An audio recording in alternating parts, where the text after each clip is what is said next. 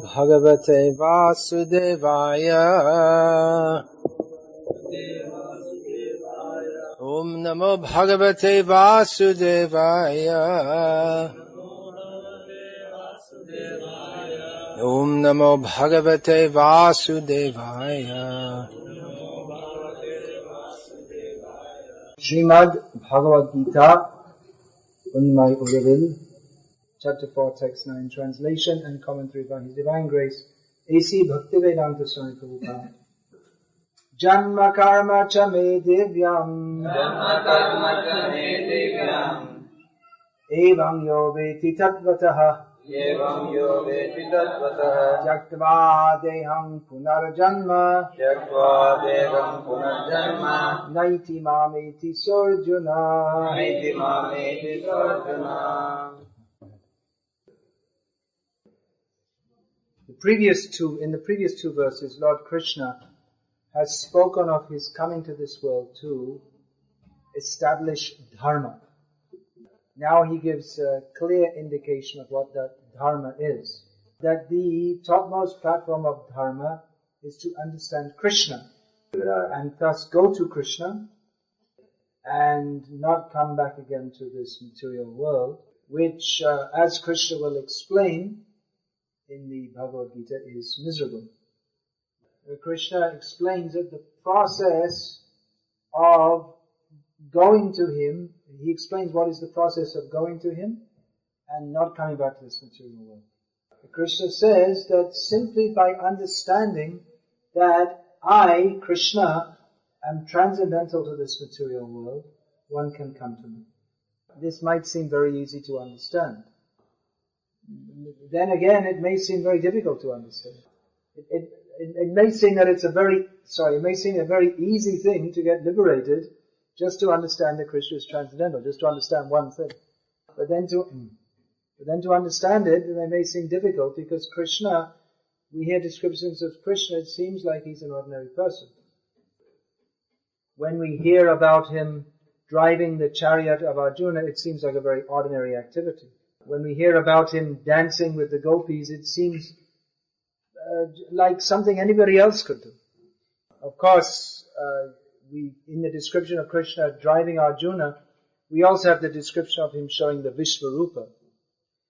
And in the description of him dancing with thousands of gopis, we have also the description of Krishna expanding himself into thousands of forms so that he could be individually with each gopi, one on each side. But we tend to believe, oh yes, Krishna could drive the chariot of Arjuna, but he couldn't show what is this? We don't believe this Vishvarupa. Or we tend to think, oh, people will criticize, Krishna, he is immoral, he's dancing with so many gopis. Many times there is a certain religious group coming from the West that is proselytizing. It means trying to make converts. And they criticize, what is this Krishna dancing with so many young women? They say he's immoral. So we should tell them, you accept that Krishna is dancing with so many young ladies? That description is only taken from Shastra. So in the same description it said that Krishna just expanded himself into thousands of forms. So you should accept that also.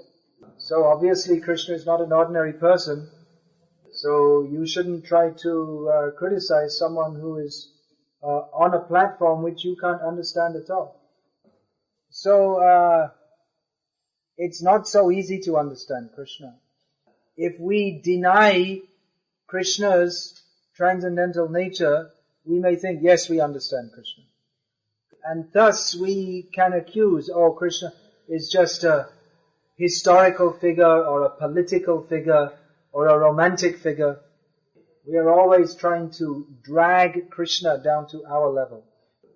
So it is easy to misunderstand Krishna and then think we have understood him. But it is not so easy to understand that Krishna's nature is fully transcendental to the modes of nature. Actually, it should be easy to understand because we are all parts and parcels of Krishna.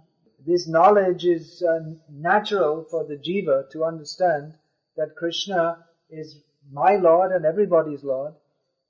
But in conditioned consciousness, we find it very difficult to understand. The reason is because the core reason is that we don't want to understand. Because if we understood, then we'd have to surrender to Krishna. And we don't want to do that because we are rascals. So instead, please turn cell phones off. Cell phones off. So we can't understand Krishna because, what was I saying? We can't understand Krishna. Yes. Yeah, because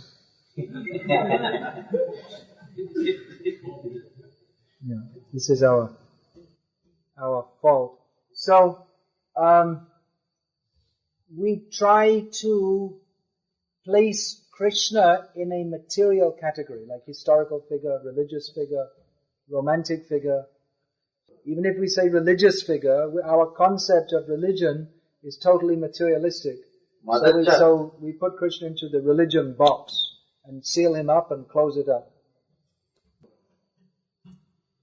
That is Maya. Maya means that which is not. Srila Bhaktisiddhanta Saraswati Thakur has given another definition of Maya. Mapiyate iti Maya. Maya means to measure. Measure. Map karna.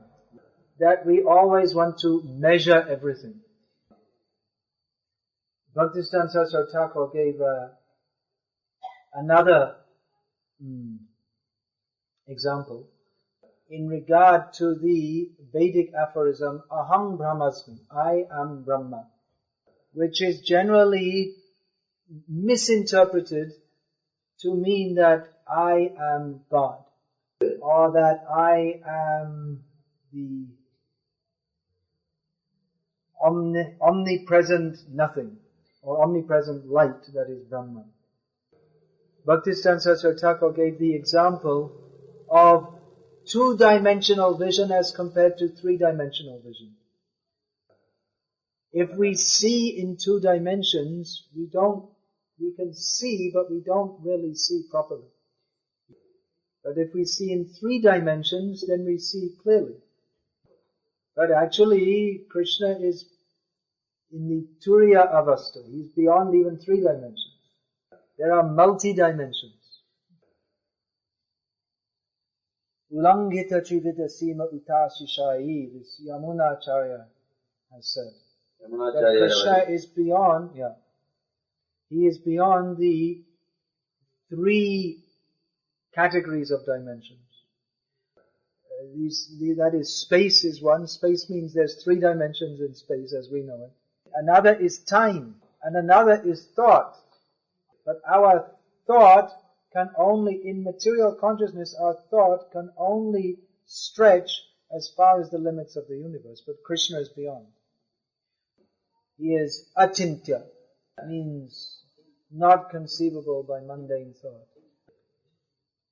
He is beyond space and within space. He is not constricted either by the massive extent of state or the tiny extent of space.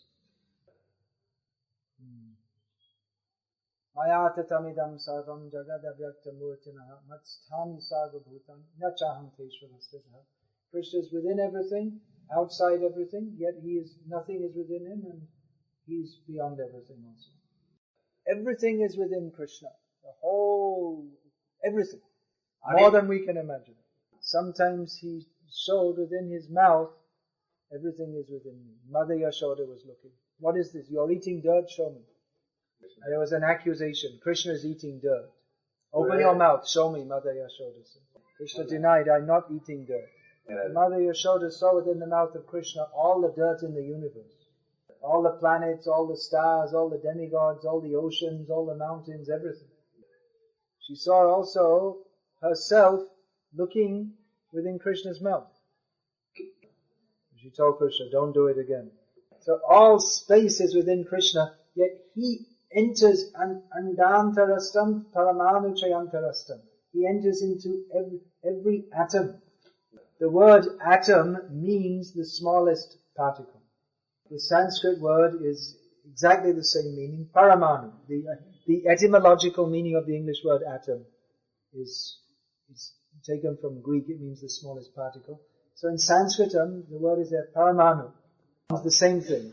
The most small. It literally means the most small. Parama means greatest and Anu means small. So together it means the most small.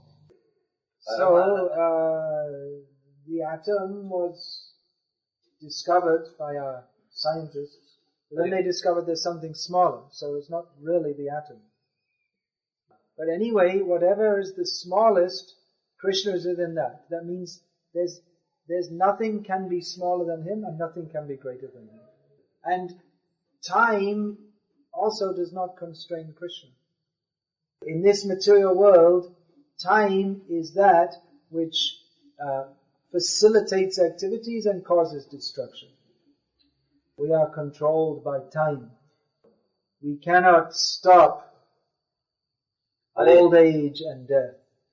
We can take yoga, we can do yoga exercises and try to take some medicines to remain young. Or we can put on makeup and try to cover our face to make it look young. But we cannot stop time. The time will come and we have to die. Everyone's time is fixed. I was told this morning, one lady was walking on the beach with her sons in Kadaloa, and then a huge wave came and they were washed out. Their time had come. The time in this material world is a cause of distress. But time is under the control of Krishna, and the relationship of Krishna with time is that time facilitates Krishna's transcendental pastimes. In Mahabharata it is described how after Abhimanyu was killed, Arjuna took a vow that I will kill Jayadratha tomorrow, who was instrumental in the killing of Abhimanyu. If I don't kill him tomorrow, I will enter into fire and kill myself. So the soldiers of the Kaurava party, they were very happy to hear this. There's a good chance. We'll protect Jayadratha, and then if he's still alive, if Arjuna doesn't get to kill him, then Arjuna will die and then we'll win the fight. Arjuna is the main obstacle. So the system was to fight from morning till night. And at sunset, the end of the fighting would be announced by blowing of conch. So the Kauravas, they placed Jayadratha at the back of their army. And Arjuna fought his way through the army. He beat so many great opponents, but he didn't take the time to kill them because he wanted to reach Jayadratha. So he was fighting and getting closer and closer to Jayadratha, and the time was going on. The sun was gradually coming down towards the western horizon. And then it set, and the conch blew, and Jayadratha was still alive. And the Kauravas were delighted, and the Kauravas' army was delighted, and the Pandava army was destroyed. But Krishna said, look again, the sun's still up.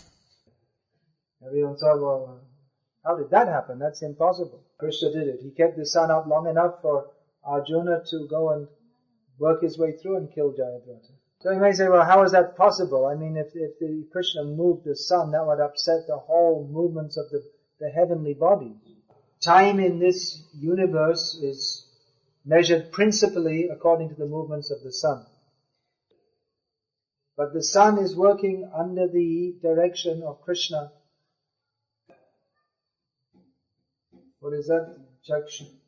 Yakshaksharesha savita sakala grahanam rajasa nastasura murtya shesha tejaha yatyagaya brahmati sambrita kala chakra govindamadi purusham tamaham bhajami. The sun, who gives unlimited heat and light since time immemorial, that is moving in his orbit under the direction of Govinda and making the Kala Chakra, the circle of time. So Krishna can adjust time according to his desire. He is not under the control of time, he is the controller of time. Or rather, time, which is non-different from him, acts to facilitate his pastimes. When Krishna would dance with the gopis, that one night would become extended to the night of Brahma, which is a long time, many billions and trillions of years. So I may think, well, how is that possible? How could the time in one part of the universe be just one little place, the Rasasthali of Vrindavan? How could it be a different time to the rest of the universe? Actually, Vrindavan is not part of the universe. There, everything is for the pleasure of Krishna. So he may say also that, well, how could Krishna and the gopis dance for so long? They get tired and they die. How could they live for so long? We may think like that. But Krishna is beyond our thought. Our thought can only stretch to this universe, but to the borders of this universe, but Krishna is beyond that. So it's very difficult to understand Krishna, because it's very difficult and it's very easy. It's easy if we adopt the right method, but it's difficult or impossible if we adopt the wrong method. For instance, we may hear that chapatis are made from atta and water. That's right, isn't it? You don't know so much here. It's not chapati country. Anyway, take it from me. So, if we think that, well, the chapati flour costs something and the water is more or less free, then they give the recipe 1 kilo of atta and little bit of water. But instead we think we'll take 100 grams of atta and 2 kilos of water. It'll be cheaper. Wrong method. You won't get chapatis. Or if you think, now we're going to the history class, so I'll bring my microscope. What use is the microscope in the history class? Microscope you can use for the biology class, but it's useless in the history class. So people make this mistake. They think, well, we shall understand Krishna by linguistic analysis of the Sanskrit, or by psychological analysis of the different religious experience. There was a famous book. What is that? The varieties of religious experience by some psychologist. There are some theories that Krishna was some tribal god, and then later he became identified with the Vishnu of the Vedas. There are many theories by people who want to put Krishna in their box. But it is impossible to understand Krishna by this process, just as it is impossible to understand history with a microscope. Even if we hear about Krishna or read about Krishna, that doesn't mean we understand Krishna. We may say, oh yes, I know Krishna, he went on the battlefield and he was dancing with gopis, and yes, I know all these things. But knowing and understanding are not the same thing. Just like every basic science student knows E equals mc squared.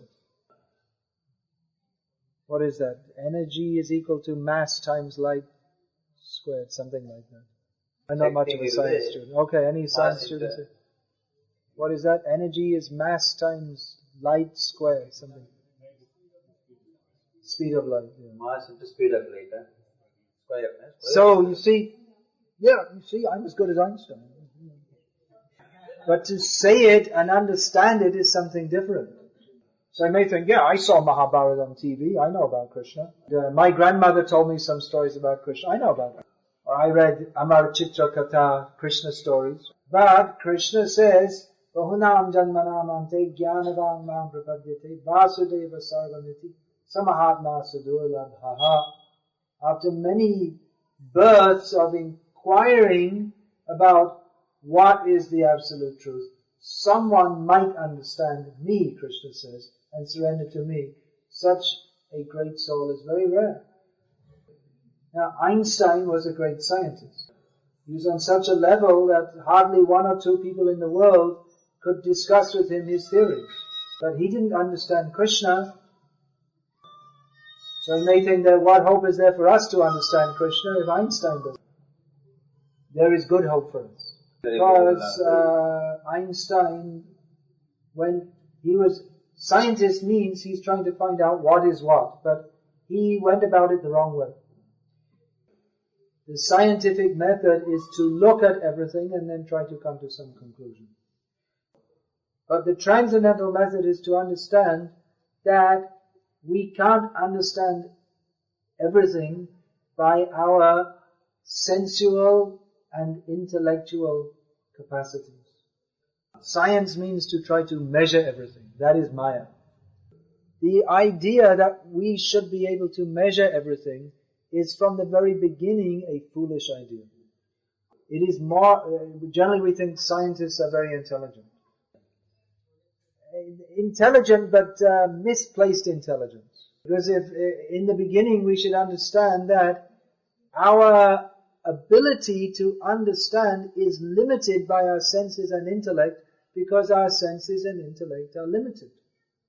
Therefore, if we are to understand the most important topics, that's certainly beyond the sensual and intellectual capacities that we, such tiny beings, have. So scientists may say that, well, we can't believe anything that we can't measure. But there are so many things we can't measure. Just like we feel happiness and distress. We cannot measure that, nor can we explain it. If we consider that we are simply the beings made out of chemicals, then why happiness and distress? Why is killing someone considered murder? You go to court and you say, did you shoot that person? Dead. They're going on to give them some prasadam.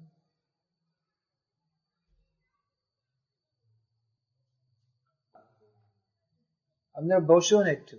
Prasad betron hobe 10 minute pore.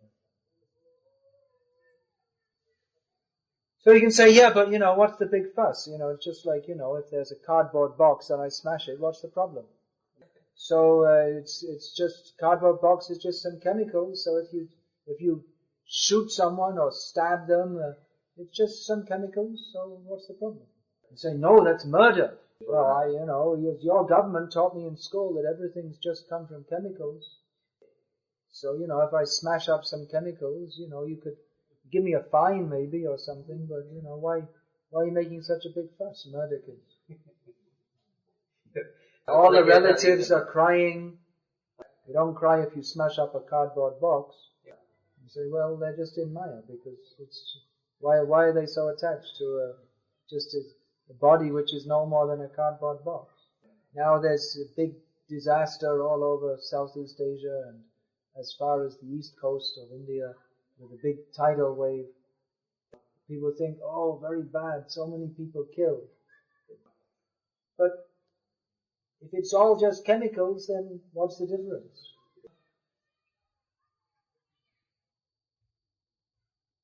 So, what is that? There's one class of philosophers who say that we should not say, for instance, that I feel pain. They say that we should say, my C fibers are firing. Some nervous. My nerves are, I don't know how to use that in Tamil. So you can go to such a scientist and punch him in the face.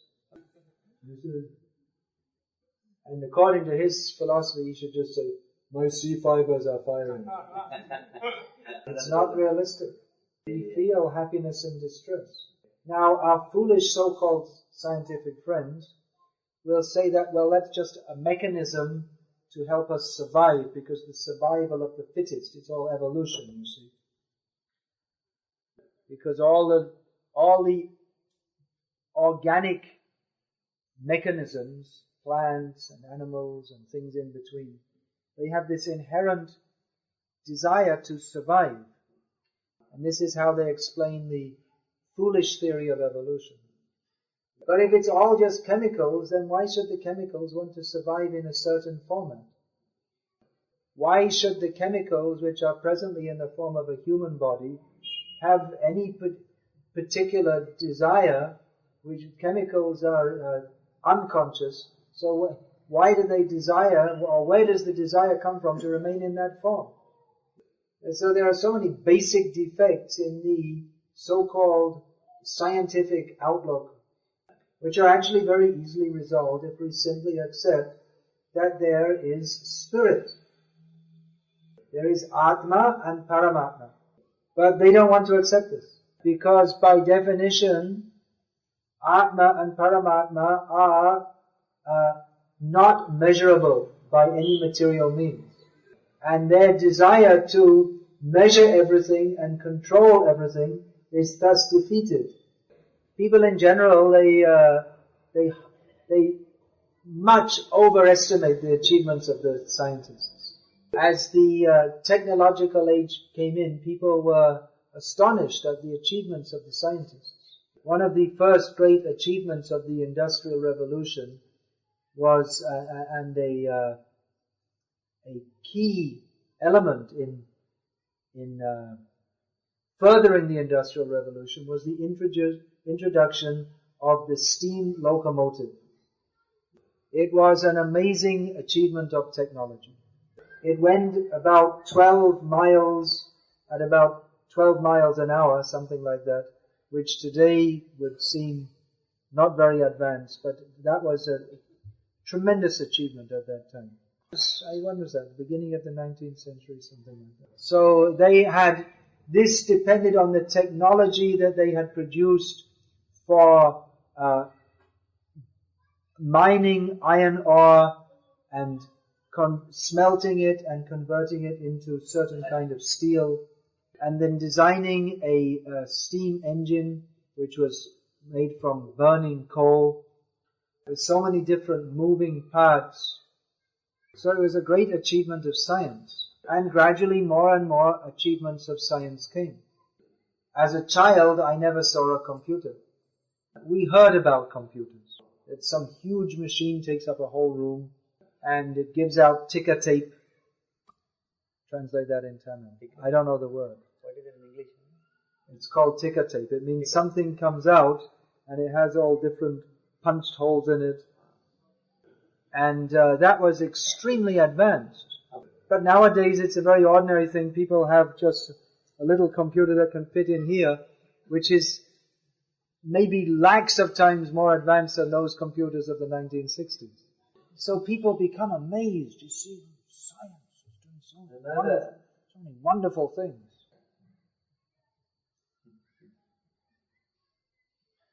So, undoubtedly, the scientists have produced many inventions. It's interesting to note that the more scientific innovations or technological innovations that are introduced into society, the less happy people seem to be all over the world.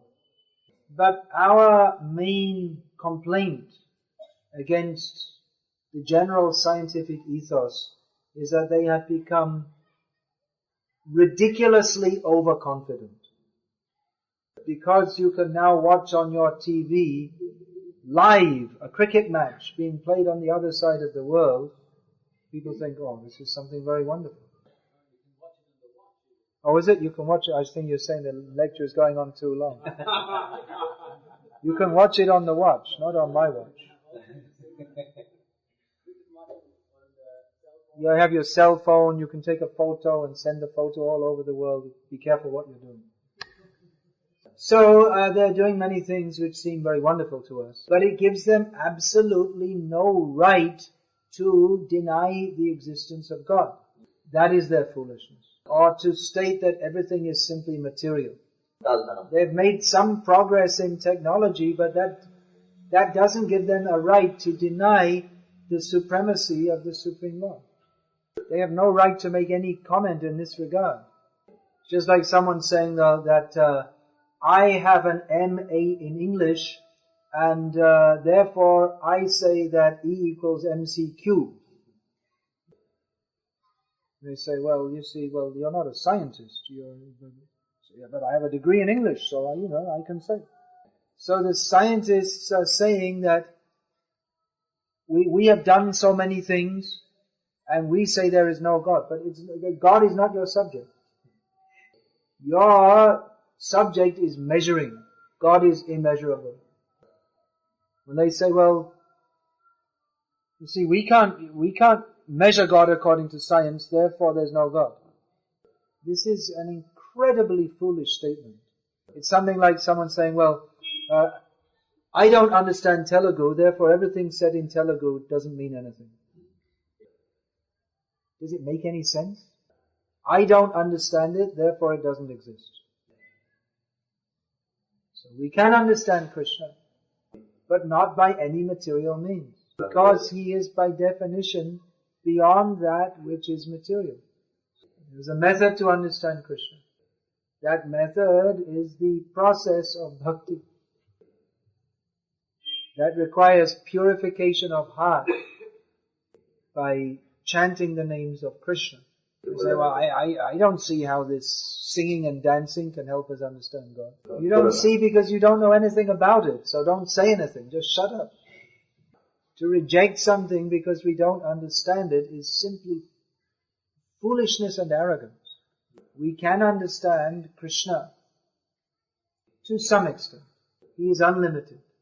But to the extent that he explains himself in Bhagavad-gita, we can understand. But not simply by studying Bhagavad-gita with ABC kind of linguistic analysis. But by accepting the devotional process, we can begin to understand Krishna. And the devotional process begins with the humility of understanding that I need to understand Krishna, and I cannot understand simply by my own intellect. So we say, well, if we can't understand with our intellect, then how can we understand? Then it's not understanding. Yes, we can understand with intelligence, but not with mundane intelligence. With spiritualized intelligence, we can understand Krishna. Jnane prayasimudapasya namanta eva jivanti sanmukharitam bhavadiyavartam. When we give up the attempt to accommodate everything within our tiny brains, and we simply become humble, hearing from pure devotees, then we can begin to understand Krishna. The beginning of real intelligence, the first sign of real intelligence, is to understand I am very, very, very, very, very, very small. If we think I will learn so many things, then we will control nature. This is an attempt to defy the supremacy of God. And therefore, time to time, God sends something like earthquake or tidal wave just to remind us that whatever our scientific advancement is, we cannot control nature. And they say, well, we're flying in helicopters, we're using technology to help for relief work. But where was your technology to stop it in the first place? You don't have such technology, you never will. But we have conquered smallpox. We have conquered tuberculosis. No, actually there are more deadly strains of TB coming back all over, in Russia especially, and spreading all over the world. You think you have control, but then cancer, AIDS, so many other diseases. So you think, oh, we solved the problem, but the problem comes back on another side. They're trying to find a cure for AIDS. If they do, Maya will provide another disease. Why don't they find a medicine to stop death? By medicine they want to stop so many diseases. Why not stop death? Why are they not even trying to find any medical treatment for old age and death? Where is that research institute for stopping old age and death? There is no such institution. That means that indirectly they accept that we are under the control of time. But directly they don't like to say so. So we are preaching this Krishna consciousness not as a sentimental kind of religion, but to give people the knowledge that they really need. Who are we? What is the purpose of life? Who is God? How to get free from death? We have the medicine. But it's not any physical medicine that you can just take a pill. It's transcendental medicine. That medicine is the process of Bhakti Yoga. especially the pure chanting of the holy names of Krishna. Hare Krishna, Hare Krishna, Krishna Krishna, Hare Hare, Hare Rama, Rama Rama, Hare Hare. This should be introduced in every town and village and home and heart in the world. In this part of India, there's the culture of visiting temples and standing before the Lord in submission. So this is very good. But you can't do it all the time. And many temples you may have to wait for a long time just to get a few seconds darshan, and then they'll push you up. But kirtan we can do all the time. And it is actually more satisfying to the Lord than our simply coming for darshan. So this kirtan is the best process for satisfying Krishna. So we want to introduce this kirtan culture here also. That mostly we see that many people here in South India, they like to come for the lecture, but not so much for the kirtan.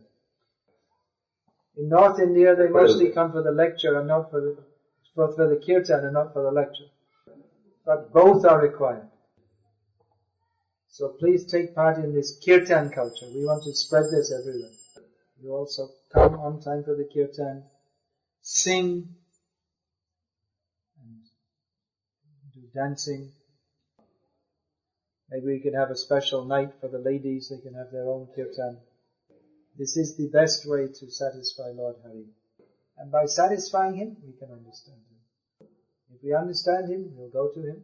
If we go to Him, then no more birth, death, old age, disease. In the spiritual world, there is only the bliss of dancing with Krishna, eating with Krishna, stealing Krishna's lunchbox. You can't understand this because you only have this culture of awe and reverence for the Lord here. But that is good, but we should rise above that to pure love for Krishna. That can be done by the process of Bhakti Yoga. Bhakti Yoga Vidhana Tam. Krishna is understood by the process of Bhakti Yoga. So please get all these books, Bhagavad-gita as it is, Bhakti Rasamrita Sindhu will explain about this higher levels of devotion. Bhakti Yogam explains how to practically do and associate with devotees. And chant the holy names of Krishna. This wonderful life of Krishna consciousness is available for everyone. Everyone who takes to Krishna consciousness seriously, they all have the experience of thinking that whatever else I did before this was just a waste of time. Hari Hari Bifale Janama Goaina Manusha Janama Paya Radha Krishna na Bhajiya Janiya Shunya Visha Kaina. Oh my dear Lord, I've uselessly wasted my life. Having attained this human form of life, I did not worship Radha and Krishna. So knowingly, I have drunk the poison of material life. So let us take to Krishna consciousness and understand Krishna and go to Krishna. Hare Krishna. Is there any question about this? You have a question. Regarding Kirtan for Matajis, normally it is that we have a system that they don't dance. Yeah, that's why I was saying you could have maybe a separate night for them. So separately they can organize. Yeah. Or some special time on Sunday also. They can also sing and dance, but because of shyness they may not want to do in front of everybody. So they can, that's the traditional system in Kirtan country. They have their own separate time. They do like that. And then no men can come in at that time. In Bengal, the ladies express their ecstasy in Kirtan by ululating. One lady was doing here just now. You are maybe surprised. I immediately understood some Bengali is here. So that's a very auspicious sound actually. Uludhani, it's called. Uludhani. It's mentioned in the Gauriya Vaishnava literature. Hare Krishna. No more questions.